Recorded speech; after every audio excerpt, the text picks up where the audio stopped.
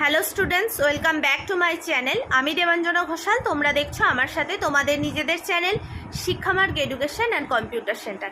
আজকের আলোচ্য বিষয় Bardhaman university BA 4th semester মিল বাংলা বা L22, তোমাদের যেটা কম্পালসারি বাংলা বা তোমাদের যেটা আধুনিক কবিতা দিয়ে যে সিলেবাস সাজানো হয়েছে তারই পাঠ চলছে। তোমাদেরই প্রচুর আমার স্নেহের ছাত্রছাত্রী তোমরা বলেছিলে যে ম্যাম এবার এই আধুনিক বাংলার ওপর যে আমাদের কম্পালসারি পেপার তার ওপর ভিডিও সাজেশান রেডি করে দিন। কেউ বলেছো দিদি দাও, কবে দেবে? তো সেই হিসাবেই আমি বলেছিলাম পার্ট 1 পার্ট 2 এইভাবে মানে পরপর এক দিন এক একটা দিয়ে দেবো। মোট তোমাদের যে 10টা আছে 10টারই সাজেশান তোমরা পাবে। তার মধ্যে বলাকা দেওয়া হয়েছে, প্রার্থনা দেওয়া হয়েছে। আজকে জীবনানন্দ দাশের বনলতা সেন এটা দেওয়া হচ্ছে তোমাদের এই পাঠ্যেরই অন্তর্গত।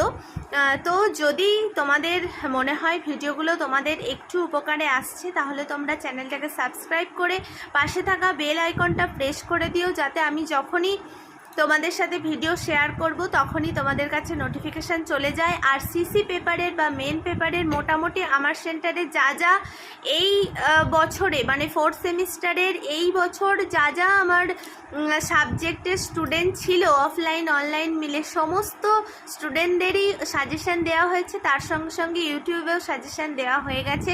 তোমরা যারা আমার স্নেহের নতুন ছাত্রছাত্রী চ্যানেলে আসছো তোমাদের উদ্দেশ্যে বলছি, তোমরা যদি না দেখে থাকো তাহলে বাংলা, সংস্কৃত, ইতিহাস, ফিলোসফি, রাষ্ট্রবিজ্ঞান এবং এডুকেশন এই 6টা সাবজেক্ট আমাদের সেন্টারে এই বছরে আর কি ছেলে মেয়ে ছিল, স্টুডেন্ট ছিল। তো সেই হিসাবে সিসি পেপার বা মেন পেপার হিসেবে দেওয়া হয়ে গেছে, এসএসসিও দেওয়া হয়ে গেছে, তোমরা একটু দেখে নিও। আর এখন যেটা চলছে সেটা হচ্ছে L2 বা মিল বাংলার পার্ট চলছে। তো আজকে তোমাদের বনলতা সেন থেকে সাজেশান রেডি করা হয়েছে। তাহলে চলো আজকের আলোচ্য বিষয়ে প্রবেশ করা যাক। আর তোমরা যারা যারা আমাদের সেন্টারে অ্যাডমিশন নিতে চাইছো 8609778925 এই নাম্বারে হোয়াটসঅ্যাপ করো, তোমাদের সমস্ত ডিটেলস বলে দেওয়া হবে। আর তোমরা ভিডিওটা একটু বেশি বেশি করে শেয়ার করো, কারণ তোমার একটা শেয়ারিংয়ে তোমার বন্ধুটার হয়তো অনেক বেশি উপকার হতে পারে। আর তোমাদের কাছে অসংখ্য ধন্যবাদ। আমার প্রত্যেকটি এই যে 6 এর পরীক্ষা হয়ে গেল, আমি প্রত্যেকটি ছেলেমেয়ের কাছে অনেক অনেক ভালোবাসা যে এইভাবে তোমরা সাপোর্ট করেছো। কারণ 1st সেমের তোমাদেরই ছোট ছোট ভাই বোনেদের তোমরা আমাদের সেন্টারের হোয়াটসঅ্যাপ নাম্বার দিয়েছো, সেখান থেকে বহু ছেলে মেয়ে ভর্তি হয়েছে অনলাইনে বা অফলাইনে। তোমাদের অসংখ্য ধন্যবাদ। এইভাবেই পাশে থেকো। তোমাদেরও বলছি যদি তোমাদের মনে হয় তাহলে তোমরাও তোমাদের ছোট ছোট ভাই বোনেদের সাথে ভিডিওগুলো শেয়ার করতে পারো, তাহলে তাদের এখানে আমাদের সেন্টারে যদি তারা ভর্তি হতে চায় তাহলে তাদের সুবিধা হবে। তাহলে চলো আজকের আলোচ্য বিষয়ে প্রবেশ করা যাক। আমাদের সেন্টারে একাদশ দ্বাদশ বিএ অল সেমিস্টার কলা বিভাগের অল সাবজেক্ট মেজর মাইনর সমস্ত সাবজেক্ট পড়ানো হয়। আর্টস গ্রুপের কলা বিভাগের তার সঙ্গে সঙ্গে কম্পিউটার ও স্পোকেন ইংলিশ শেখানো হয়। তাই তোমরা যে কোনো কোর্সে ভর্তি হতে চাইলে অবশ্যই আমাদের হোয়াটসঅ্যাপ নাম্বারে মেসেজ করো, তোমাদের সমস্ত ডিটেলস বলে দেওয়া হবে।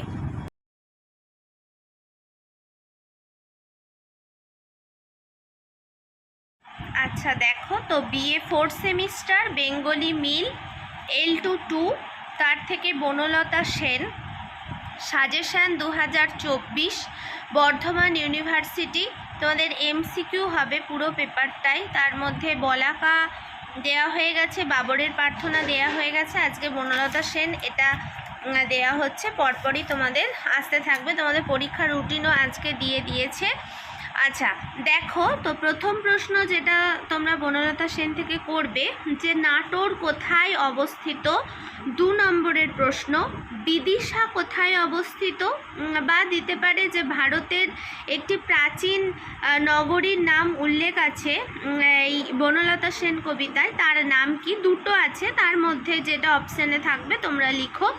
আচ্ছা 3 নম্বরের প্রশ্ন বনলতা সেন কবিতাটিতে কয়টি স্তবক আছে এবং কবিতাটি কোন কাব্যগ্রন্থে আছে, মানে কোন কাব্যগ্রন্থের অন্তর্গত। 4 নম্বরের প্রশ্ন বনলতা সেনকে পাখির নীড়ের সঙ্গে কার তুলনা করা হয়েছে। 5 নম্বরের প্রশ্ন বনলতা সেন প্রথম প্রকাশকাল কত, এই কবিতার প্রথম প্রকাশকাল কত। তারপরের প্রশ্ন 6 নম্বরের প্রশ্ন, 1000 বছর ধরে আমি পথ হাঁটিতেছি পৃথিবীর পথে, এই লাইনটি কোন কবিতার অংশ? 7 নম্বরের প্রশ্ন, বনলতা সেনের মুখের শ্রীবৃদ্ধির সঙ্গে প্রাচীন ভারতের কোন নগরীর তুলনা করেছেন কবি? অথবা প্রশ্ন আসতে পারে যে বনলতা সেনের চুলের সঙ্গে প্রাচীন ভারতের কোন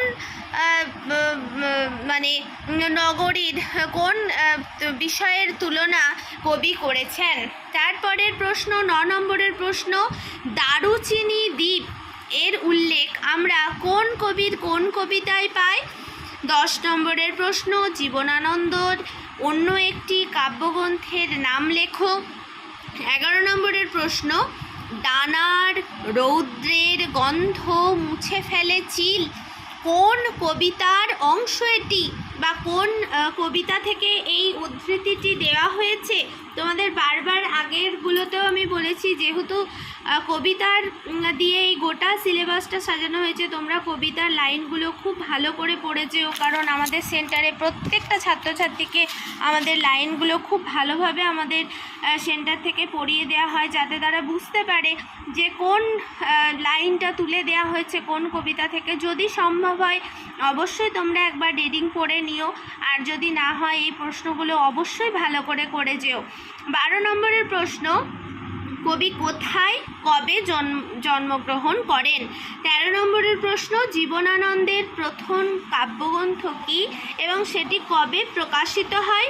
আর 14 নম্বরের লাস্ট অ্যান্ড ফাইনাল প্রশ্ন যেটা, এতদিন কোথায় ছিলেন কোন কবির কোন কবিতার অংশ? অর্থাৎ তোমরা এই বনলতা সেন থেকে এইবার 2024 সালে তোমরা যারা যারা L2 মিল হিসাবে পরীক্ষা দিচ্ছ তারা এই 14টা প্রশ্ন অবশ্যই ভালোভাবে করে যেও। আগে বাবরের প্রার্থনা দেয়া আছে এবং তার সঙ্গে সঙ্গে তোমাদের বলাকা দেয়া আছে, আজকে বনলতা সেন দেওয়া হলো। যদি তোমাদের মনে হয় তোমাদের ভিডিওগুলো উপকারে আসছে তাহলে অবশ্যই তোমরা চ্যানেলটাকে সাবস্ক্রাইব করো। আমার নতুন স্নেহের ছাত্রছাত্রীদের আমি বলছি, এবং প্রত্যেকে ভালো থেকো, সুস্থ থেকো। যেহেতু তোমাদের পরীক্ষার রুটিন দিয়ে দিয়েছে, তাই এখন থেকে ভালোভাবে প্রস্তুতি নিতে থাকো।